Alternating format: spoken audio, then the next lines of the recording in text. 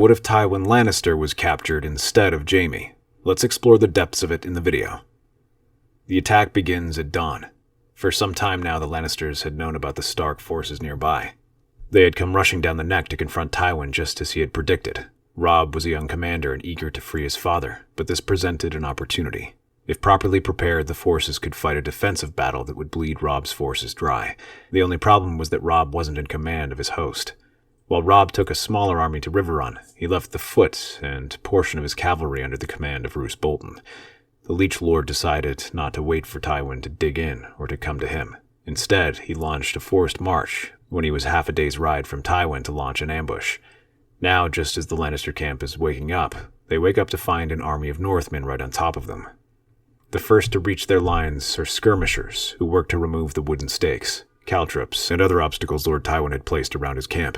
As they work, they hear the sound of Lannister men shouting, trying to raise the alarm. A few even charge them, but as they scream out of the camp, they find themselves face to face with 500 heavy horses that smash into their lines. The hastily organized sortie is beaten back just as the main strike arrives. Wave after wave of Northman infantry. With a path opened up, they rush into the camp and begin their assault. Men are butchered in their tents, and animals are loosed in the camp. Someone even sets fire to a lord's pavilion, and the flames soon spread.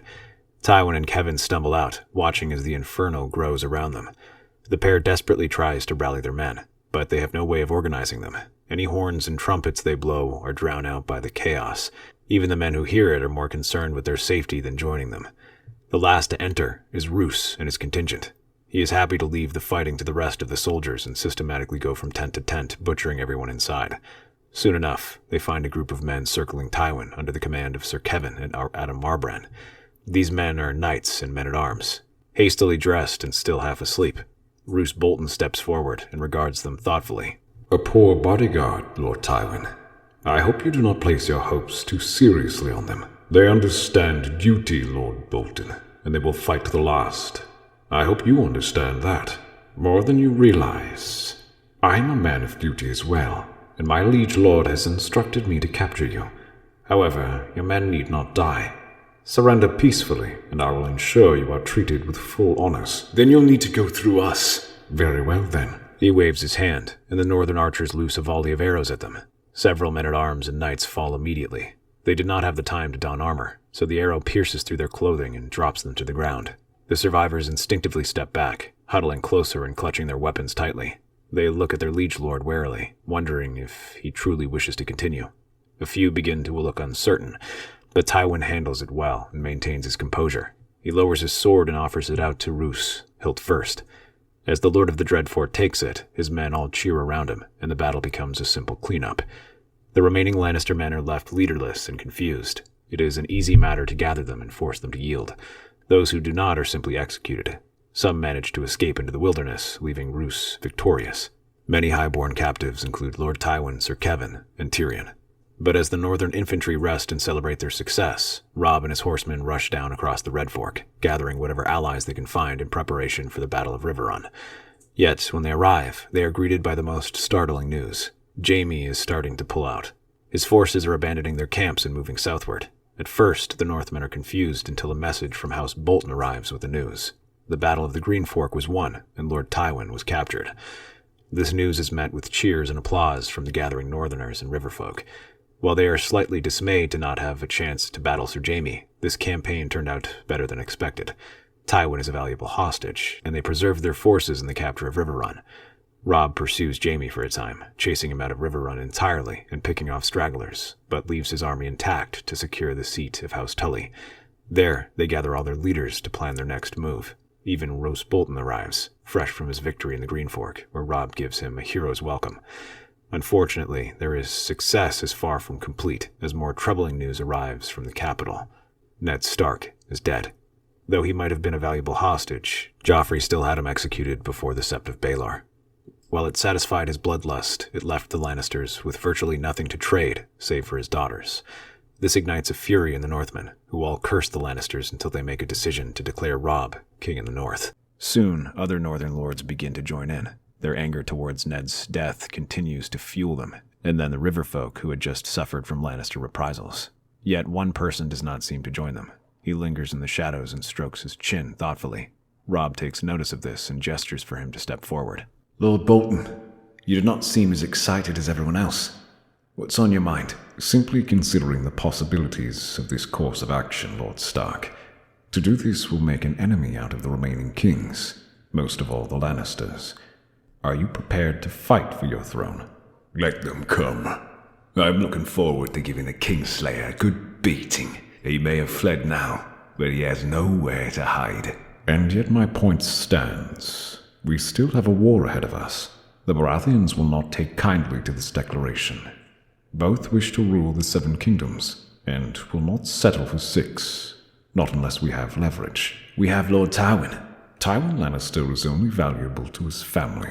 Neither Stannis nor Renly will lose any sleep if he is executed tonight. No, we need something else. Something that will give them no choice but to recognize our claim. King's Landing. You wish to capture the capital? Was that not our original plan? March to the capital and force them to free Lord Eddard. Though we can unfortunately no longer save Lord Stark, we may still yet secure our independence. It would be a poor claim for a man to call himself a ruler of the realm without the Iron Throne to sit upon. However, they cannot fully ignore the threat that Sir Jaime poses. He still has a large enough army to threaten their rear and attack the Riverlands. He may even be able to force his way to the Crownlands if left unchecked. They agree to keep the army divided, with Roose remaining in command of his larger force that will march upon King's Landing. Robb will remain in the Riverlands and keep Sir Jaime occupied with the River Lords. When he marches out, Roose is granted permission to do whatever he deems necessary to save Ned Stark's daughters. Robb decides the best course of action is to lure Jaime out to the Riverlands. He charges Edmure with protecting the region while Robb takes a picked force of several thousand men to begin attacking the Westerlands. Meanwhile, Roose marched his army east towards King's Landing. Though the Crownlands try to halt his passage, the guides he brings from the Riverlands allow him to bypass and ambush their forces, which are ill-prepared and inexperienced in combat. Soon he reaches the very outskirts of King's Landing, where his army begins to lay siege. Rather than try to storm the walls immediately, Roose instead focuses on a slow siege, knowing that the city is not prepared to hold out for very long. As his men dig in, the Lord of the Dreadfort offers terms to Queen Cersei, the same terms Robb instructed him to present. In exchange for Tywin Lannister, the North demands Sansa and Arya Stark, as well as the immediate cessation of hostilities and the recognition of their independence and control over the Riverlands. Not only that, but the Lannisters must pay for the rebuilding of the Riverlands and punish Sir Gregor for his actions. They also list down other terms like exchanging of prisoners, providing hostages, and the return of Ned Stark's bones and his sword. Roose stresses that Tywin will only be released when all of these terms are met. They are steep, but neither Robb nor Roose expects the Lannisters to seriously consider them. Unsurprisingly, the response is insulting, as Cersei and Joffrey double down and say they will accept no such things. Instead, they demand that the king in the north must bend the knee immediately and relinquish his crown, or he will be deemed a traitor. Joffrey takes it a step further and even demands that a portion of Robb's army be sent to assist them in the coming war with the Baratheons. In their eyes, Sir Jaime remains in the field, and that means that he can ride back and rescue them. They even refuse to discuss Roose's suggestions of returning the prisoners he had already brought with them when he offers to ransom them back. In response, later that day, Roose gathers the prisoners he has taken, some 1,500 men, and lines them up in front of the city gates. There, he has them executed in full view of the city. As the queen has no interest in ransoming them, they are of no value to him. The last of these prisoners to die is Tyrion Lannister, something the Leech Lord had done intentionally. His corpse and those of others are then sent inside the walls as a gesture of respect, so the queen may bury them. But in reality, the message is clear. He is not afraid to kill Lannisters. Just as the bodies are paraded inside, Roose also has a letter read by one of the heralds. A message from Lord Roose Bolton of the Dreadfort. What you see here are the consequences of your queen's actions. I offer to return these men honorably, provided my terms are met. The queen and your boy king have refused. They will now claim that my people are savages who had journeyed south from the frozen mountains of the north. They are correct, and if I storm your city, I will not restrain my men. If I must be forced to storm your castle, then I will allow them to rape, pillage, and plunder to their heart's content. I do offer you all one chance to yield the city now. Save your own lives, because the queen and her boy king will not. Back in the Riverlands, Sir Jaime Lannister sits astride a restless destrier. watching the slow procession of soldiers trudging through the soaked riverlands. The remnants of Tywin's army now follow his golden banner with grim silence, soot-streaked faces, burnt standards, ragged columns, yet they march, still loyal.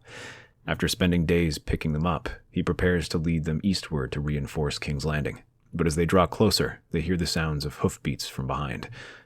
A rider approaches at a gallop, mud flying behind him. Jaime can tell from the expression on the courier's face that the news is dire before a single word is spoken. My lord, he's bypassed the Golden Tooth. Stark rides west.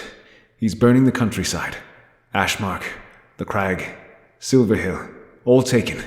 Robb Stark? In the Westerlands? How? Aye, sir. Unopposed. No one knows how he managed to bypass our defenses.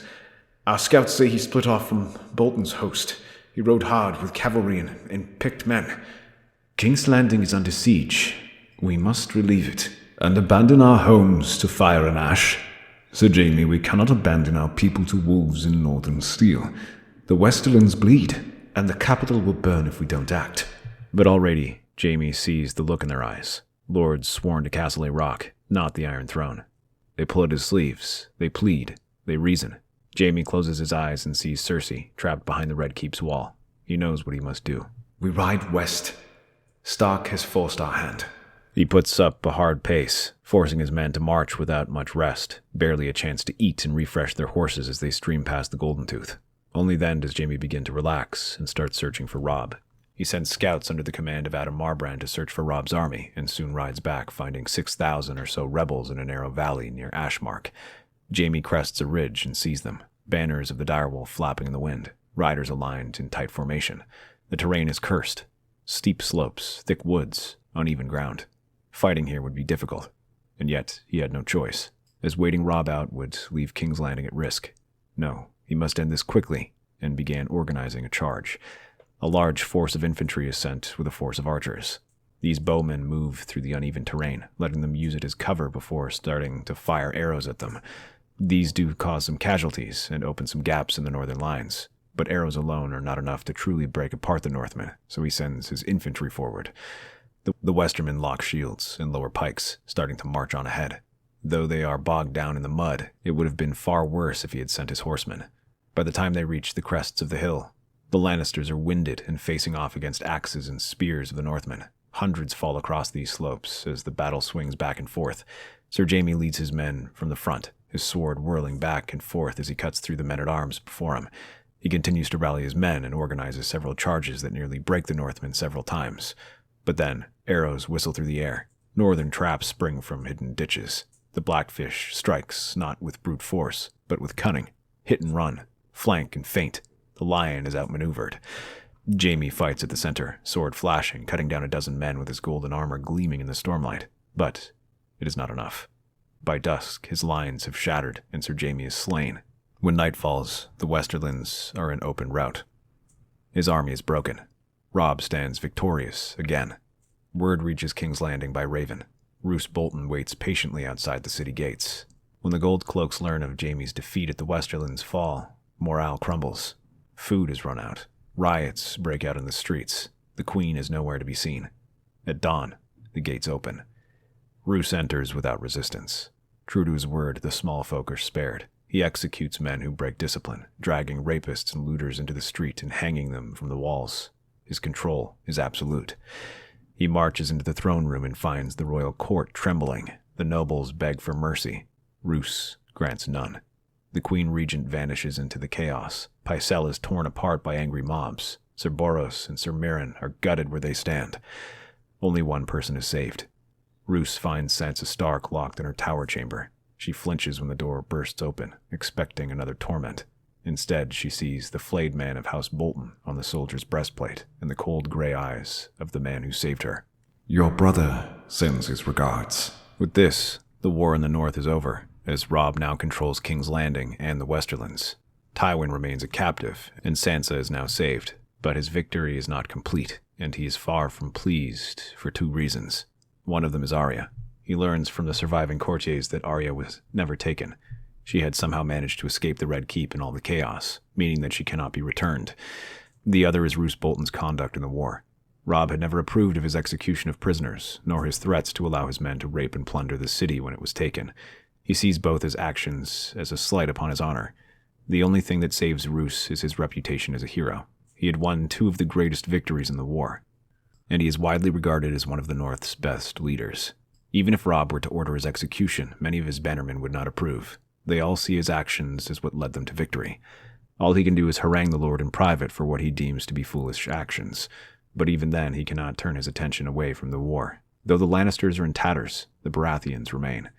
The most immediate threat is Renly, who sees their success and realizes he must act quickly. Although he had been moving towards King's Landing at a snail's pace, he now begins marching in earnest, riding through Bitterbridge and the Stormlands to reach it. By the time he arrives, though, it is too late, as Robb and the rest of his army have arrived. With the Stark army almost completely intact, and the Riverlands reinforcing it, they now boast over 40,000 men. While Renly still has more than twice that number, a siege would be long and drawn out. None of this is even factoring in Stannis, who is just a stone's throw away. With such a massive army and the gold of the Westerlands, Renly must seriously consider terms. He sends out emissaries to Robb Stark, and the two discuss what terms they can agree to. The ones given out are much the same as the ones Roose Bolton gave Cersei: independence for the North, for peace. To hammer this point in, Roose begins a series of night attacks, using the few mountain clansmen who join their army. They slip behind enemy lines and ambush some sleeping men, and burn supply wagons. When Sir Loras tries to launch another attack to try and beat back the Northern army, he is outmaneuvered and ambushed by Roose Bolton in a surprise attack. The Knight of Flowers manages to escape, but many young knights and lords fall before this assault. These were the same men who had proclaimed themselves ready to win glory in the war, and yet all of that amounts to nothing, as not only are they crushed in this guerrilla warfare, but the chance to slay the likes of Sir Gregor and Tywin is gone. All that remains are the Northmen, who seem less willing to give them the battle they wish for. This adds further pressure to Renly. Reluctantly, he agrees to these terms and recognizes the North's independence. However, he extracts some concessions. While they might be independent, they must agree a pact of mutual defense, vowing to not make war on the Crown's allies and defending the Crown for foreign policy. They must also pay what Renly calls tariffs, essentially a demand for tribute to allow him to save face. It is a harsh stipulation, but Renly has far more bargaining power than the Lannisters, so Robb must agree to it. Once the ink is dried, the Northmen vacate King's Landing and begin marching home. Yet, as they begin their slow march, Robb decides to confront Roose. Lord Bolton, it seems you've been busy on your campaign in the Crownlands, and yet I have heard troubling rumors about what happened. Some of the men say you had threatened the population of King's Landing with rape and murder. You even executed prisoners to make your point. Is that true? If you expect me to deny it, I will not. Yes, I believe such tactics would be the most expedient to achieving victory in the war. Victory? What kind of victory is it where we treat our enemies like animals and butcher innocents on the street if they do not do what we want? I will remind you, Lord Bolton, that you are acting in my name, and what you do reflects on me as well. The kind of victory that lasts. I understand that, Your Grace, and now your name will be spoken of in fear and hatred. The Starks built their name with honor, temperance, and duty. If we start behaving like brigands, my kingdom will not last. That is where you are mistaken, Your Grace. Sometimes cruelty and brutality are indeed unwarranted, but not here. We have declared independence, and the population of King's Landing are no longer fellow citizens. To them, we are traitors and rebels, and nothing we do will change that perception. So I decided to make the most of it. Honor is all well and good, but it only matters when your opponent feels shame or is compelled to return it. Otherwise, it is just a handicap that will drag you down. That is not how I intend to rule. Really now. Begging your pardon, Your Grace, but if you believe that, then you may be as blinded as your sister. Tell me, did we not declare you the King of Winter? You did. That is not just some title, Your Grace. It is a warning. Your ancestors' kingdom was built through frost and steel. They didn't use honor to bring their men to heel. They brought winter upon those who defied them and humbled those who resisted. The dragons brought fire and blood. The herons brought salt and iron. And the Storm Kings lightning and fury.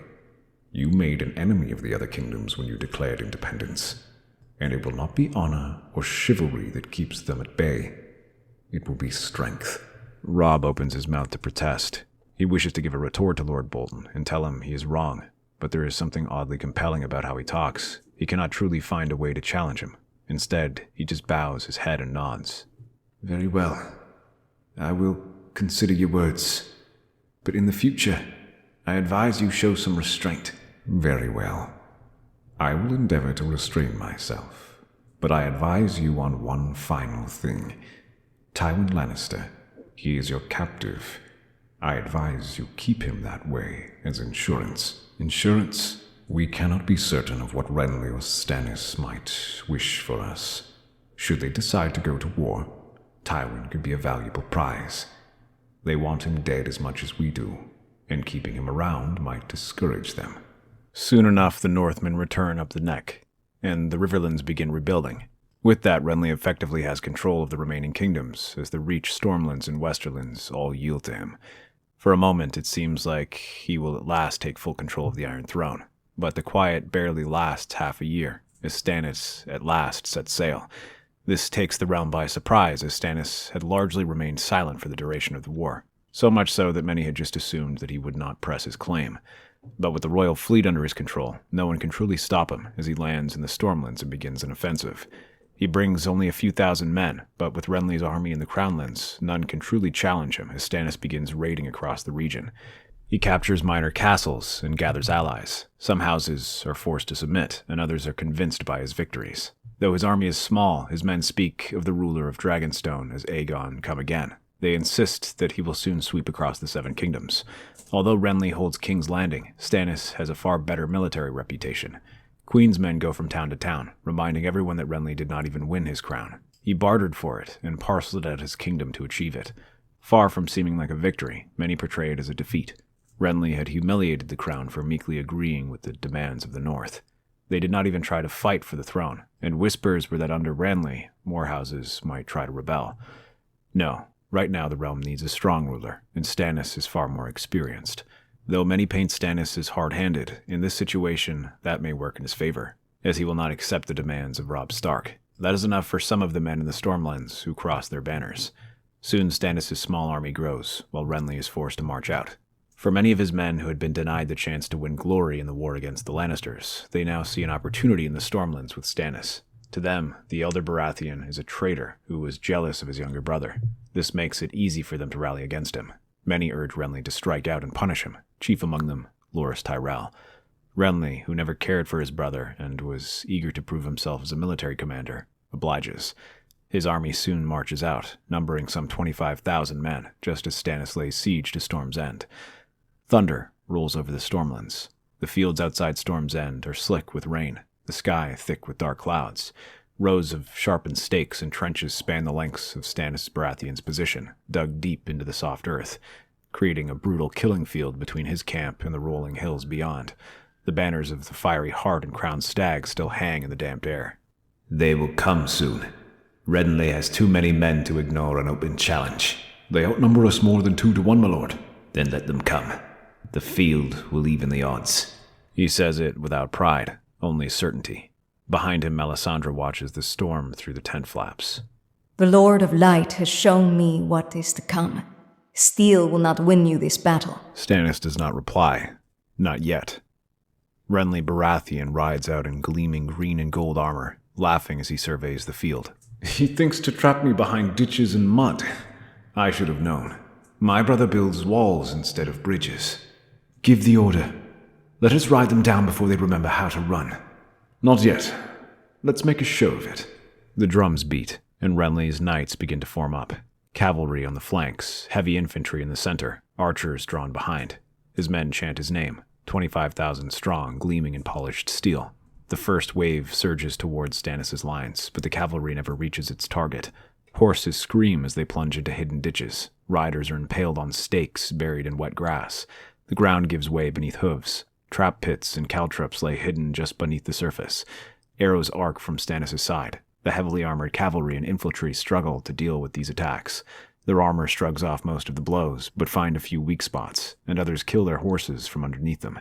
It slows them down, but they continue to advance. As they reach the stakes and earthworks, they begin to batter them down and rip up the stakes to clear a path for them. Still, they press on.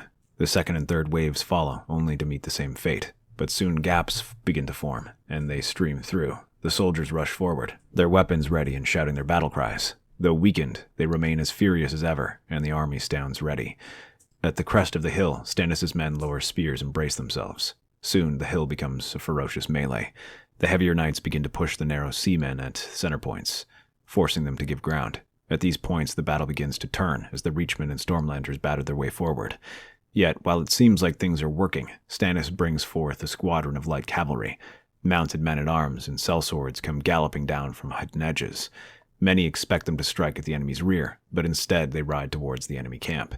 Renly's Rainbow Guard springs into action, rushing to stop these attacks, and they drive the enemy back.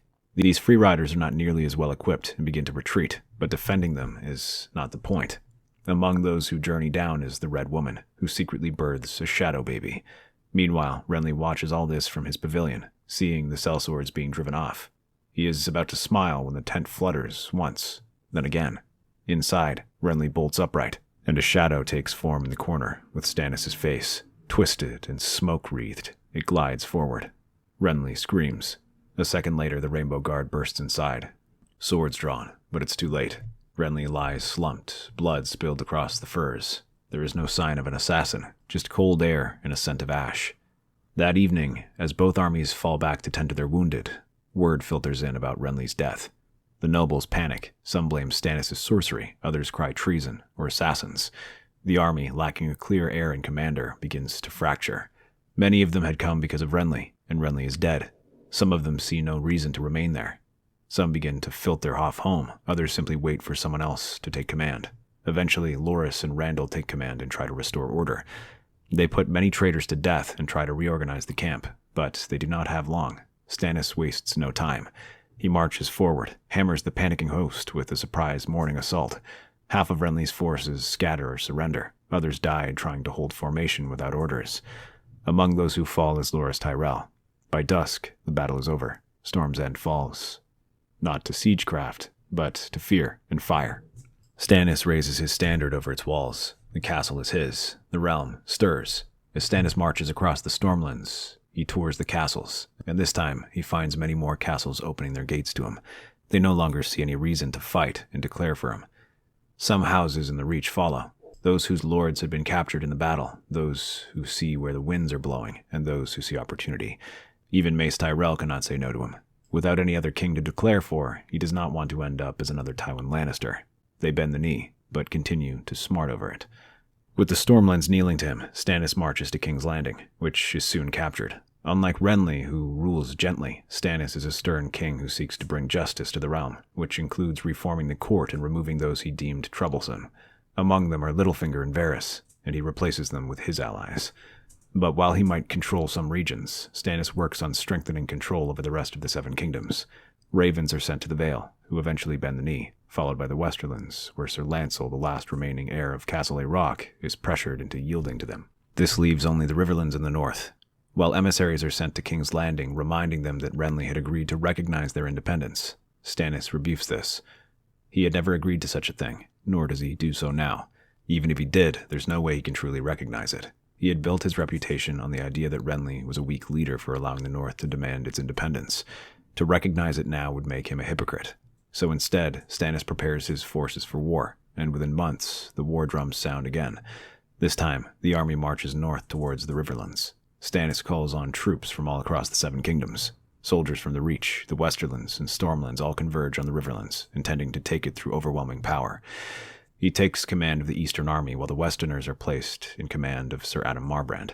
As they march, villages burn and castles are seized. Houses Vance, Piper, Mooton, and other river lords raise their banners once more, but they are wary, their men half spent from earlier wars. After weeks, Maidenpool has fallen. Harrenhal is besieged. Stannis pushes ever forward, methodical, unrelenting. Every town that yields is spared. Every lord who resists is hanged, or worse. Ravens scream through the sky. In Riverrun, Robb reads the reports with a clenched jaw. He splits his strength.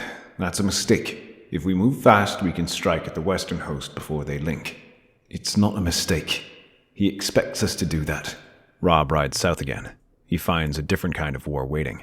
Stannis does not rely on bluster or brute force. Instead, he remains patient and watches Robb's movements before sending more men to confront him. He strikes where Robb is weakest, seizing supply lines, turning would-be allies with offers of pardon and law. While he is harsh, he is not mindlessly brutal like Tywin and can win allies over. Eventually, the two clash near Derry.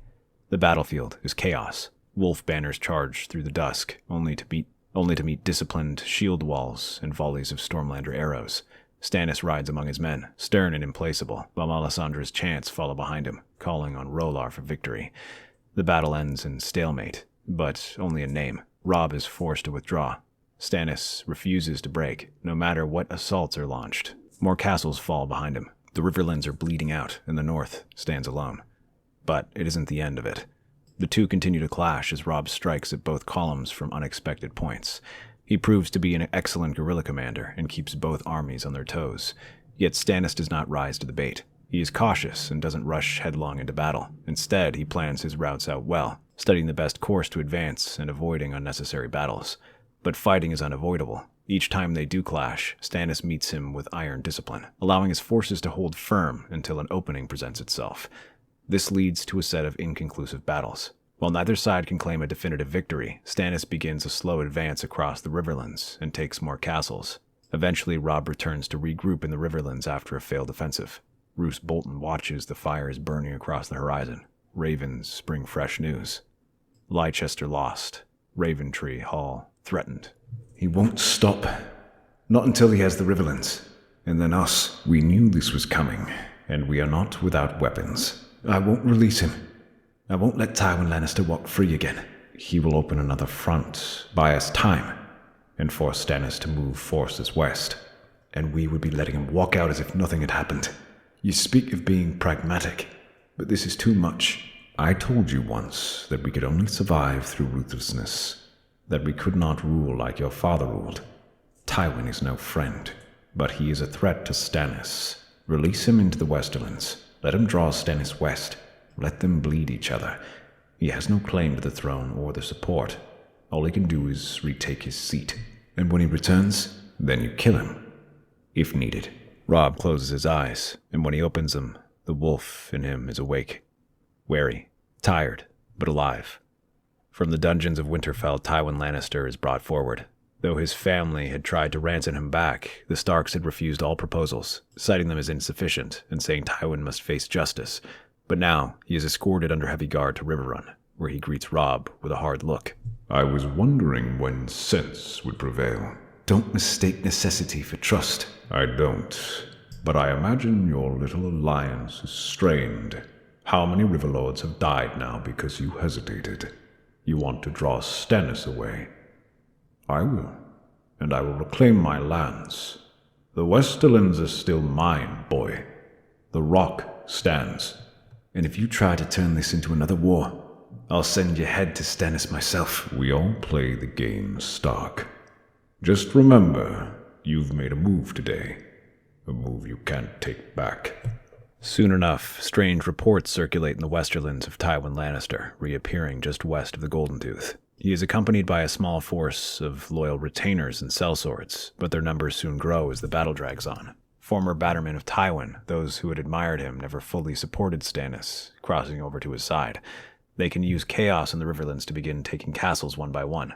Lancel tries to have him arrested, but any men he sends out either ends up dead or crosses over to his side. Before long, they are threatening Castle Rock itself and lay siege to it. Lancel prepares himself for a fight, but Tywin instead offers terms. He reminds the Lord of the Rock that he has lived in that place since before he was born. He knows every nook and cranny of the castle and can infiltrate it whenever he wants. However, Tywin doesn't want to slay his kin, especially not Kevan's eldest son, so he offers to take Lancel as a household knight if he surrenders the castle. Many of the garrison and the household declare for Tywin, and Lancel soon opens the doors for him. In less than a month, Tywin has once again retaken his position as Lord of the West. Stannis hears about this too, and realizes that he cannot leave a threat like this unchecked. Rather than send the Westermen, he places an army under the command of Godry Ferring, who must put down the rebellion. He manages to force his way through the Reach, where Mace Tyrell provides him with additional troops. But as these troops depart, Robb takes this chance and goes on the offensive just as the column slows down. Here, he is met with more success. While he cannot destroy the army outright, he brings their advance to a halt and begins to whittle down the column under the command of Sir Adam. Soon, Seaguard is saved, and Pink Maiden is recaptured, while in the east, Stannis' army is kept in check, and Roose Bolton contests his control over lands west of Blue Fork. In the west, Sir Godfrey soon runs into trouble, as although the Lannisters are badly weakened, they still manage to raise a formidable host. This allows them to challenge Stannis' rule and retake more castles. The battles they fight are inconclusive, but this just means continued delays to the Baratheon cause and fewer troops they can send east. For weeks, the war has continued to drag on without break in the deadlock. This leaves Robb fighting with a weakened Stannis in the Riverlands. Even though he controls far greater resources, he cannot rely on them fully. The Westerlands and Reach have reasons to be disloyal. Meanwhile, the Vale have always had friendly relations with the North, making their dependability in this endeavor dubious. So Stannis must only rely on the Stormlanders and picked men from other regions. What follows is not a quick victory, but a long grinding war of attrition, and this does not favor Stannis, who is seen as an effective military commander. But with each delay, his enemies get ammunition, and his allies begin to question him. And these enemies are not limited to Westeros. Beyond the Seven Kingdoms, other forces question whether the time to strike is now. Among them is Daenerys Stormborn. She had kept a close watch of the Seven Kingdoms from her position in Meereen, and now sees that this constant grinding war of attrition is a sign that her time to strike has come. Stannis is unpopular, and the continent is more divided than ever. When emissaries from Dorne arrive, proclaiming all of these things and offering an alliance, Daenerys immediately takes them up on this offer and begins her invasion. She sets sail past Dorne and lands in the Marches, facing the Reach, where she lays siege to the seats of Houses Peake and Tarly. The army she brings consists of sellswords, unsullied, and freedmen. They are soon bolstered by hordes of Dornishmen, whose light infantry, spearmen, and cavalry join up with her in siege. The attack opens yet another front and forces Mace to turn most of his forces to confront this threat. With the Reach not having fully committed to the war in the Riverlands, Stannis has them handle their own defenses as his forces are spread thin. At first, Mace tries to fight them off, meeting their armies with his own. Even with the arrival of the Dragon Queen, his army still outnumbers them nearly 2-1. But what he does not have are dragons. As the first armies clash on the outskirts of Old Town, his Reachmen initially gain the edge, unleashing the full fury of their spearmen and cavalry. But as the Dornish and sellswords break, they organize a feigned retreat that lures the Reachmen right into the waiting jaws of the dragons as they unleash fire upon them. The Reachmen are caught up in the brush, and their armies are thrown into chaos. Though Randall Tarly manages to rally their men and launch a fighting retreat from the Unsullied held in reserve, the army is mauled. This is just one of the many battlefields across the Reach that show themselves barely able to hold the dragons from fully breaking through. And yet, those flying beasts are a weapon unlike any other. No matter what weapon Mace unleashes upon them, the dragons shrug it off and continue their attacks. Eventually, as they threaten major strongholds like Goldgrove, Old Town, and even approach Highgarden, he realizes that he cannot hold this back on his own. More importantly, he feels less reason to even bother with it. He has little love for Stannis, and now he cannot even protect them. The only aid he gives is allowing raiders from the March to strike at Daenerys' supply lines. Just as the Targaryen forces appear, Mace decides to open negotiations with Daenerys and agrees to supply her armies, addressing Stannis' raids. In exchange, Mace is allowed to remain Lord of the Reach, and some of her small council seats are granted to him and his allies. And just like that, the Second Kingdom falls to the Targaryen. One person who takes notice of this is Robb and Roose Bolton. The Queen is advancing more rapidly than I predicted. I suspect the Westerlands may fall next. With that, Stannis will lose most of his kingdom. Perhaps it is time we consider how we can best exploit this opportunity. What do you propose? Stannis has proven to be incredibly stubborn in recognizing our claims. Perhaps Queen Daenerys might be more willing to accept our terms, especially before she has fully conquered the Seven Kingdoms. That is a dangerous proposition. One may begin questioning our dependability when we support so many different claimants. That is assuming Daenerys does not hold the Iron Throne, something I find unlikely given she has dragons. More importantly, we must act quickly. So far, she must contend with many foes, and we have bargaining power. If we hesitate, she may strengthen her position and question why she must listen to us. Very well. But what will she say when she learns we allowed Tywin to go free? Nothing. At least, not when you offer to help hunt him down and feed him to her dragons. A proposal is sent out, and Daenerys is initially unsure of what to make of it. She fully intends to conquer the Seven Kingdoms, including the North and Riverlands, but some of her advisors, particularly Sir Barristan, advise against it. He says that the North are honorable folk who will follow whatever treaty they make. This decision is particularly motivated by guilt over leaving Ned Stark behind, so he does not want to leave Robb at her mercy. But he does sincerely believe it, and learns how he managed to defeat Lord Tywin and Jaime Lannister. Even Mace Tyrell concurs with this, and points out that Stannis had been so weakened because of the drawn-out war with the North. If she continues it, there is a risk it may drain her resources too. Daenerys does manage to secure some concessions, demanding that they reaffirm their pledge to Renly, which essentially means remaining a client state that surrenders its foreign policy and pays tributes. She also demands that they hand over hostages and help hunt down Tywin Lannister, things Robb agrees to. Smoke curls over the fields of Duskendale, where wheat once grew and roads bustled with merchants. Now the roads churn under the boot of two great armies. Stannis Baratheon retreats towards the Blackwater Bay, battered, grim, and surrounded on nearly all sides.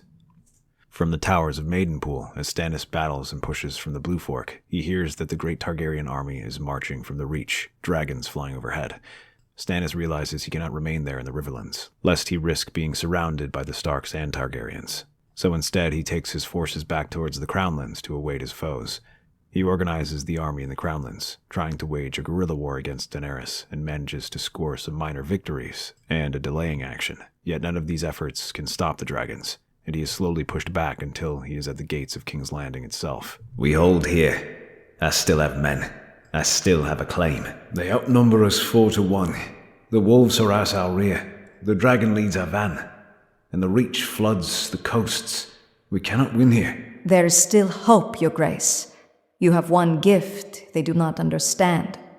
Shadows.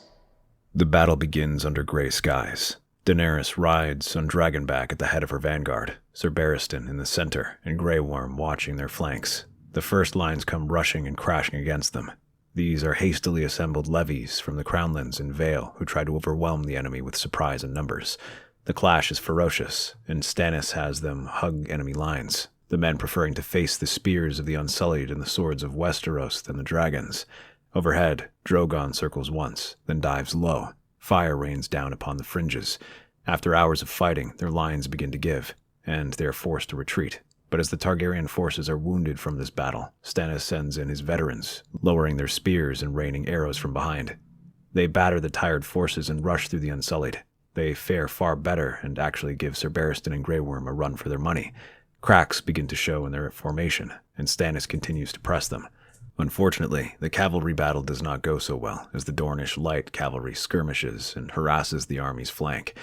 They drive back the royal cavalry and begin tightening a noose. To the west, Robb's Northmen strikes the Baratheon flank. Bannermen from House Mormont, Glover, and Tully press through the mud, with ice in their blood and fury in their hearts. Sir Godry shouts for a rally, but the men no longer respond with zeal. Some begin to drop their weapons, others flee. Then it happens.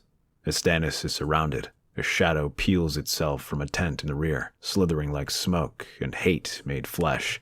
It leaps through the trees and lunges towards Drogon. But before the shadow reaches, Drogon unleashes fire.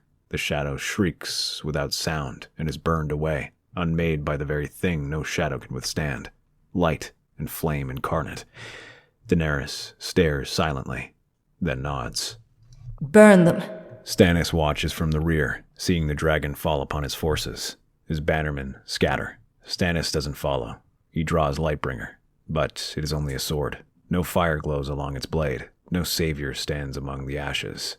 As Daenerys' soldiers overrun the camp, Stannis stands to meet them, eyes blank. His body drops to the earth before the blade does. He dies where he stands, surrounded by a dozen dead foes before succumbing to his wounds. By nightfall, the Baratheon banners are ash. Robb Stark stands beside Daenerys on the ruined walls of Stannis' camp. You have your kingdom. Keep your oaths, send your hostages, and help me clean this realm. If you do that, the North may keep its crown. Soon enough, King's Landing falls, and they soon turn their attention to the last loose end, Tywin. Without support from anyone else and threatened by the rest of the Seven Kingdoms, he is eventually hunted down and killed. This leaves Daenerys in control of the Seven Kingdoms, and soon all that matters is fulfilling their alliance. When Daenerys demands her hostage, the solution is unexpected, as Robb hands over Roose Bolton. The Leech Lord can only look in surprise, but Robb offers a smile. It is as you said, Lord Bolton. Do whatever it takes to secure my kingdom. That's our theory. Westeros is a land filled with exciting stories and possibilities, and we love exploring them. If you want to accompany us on this journey across the Seven Kingdoms and beyond, then please like, share, and subscribe to our channel.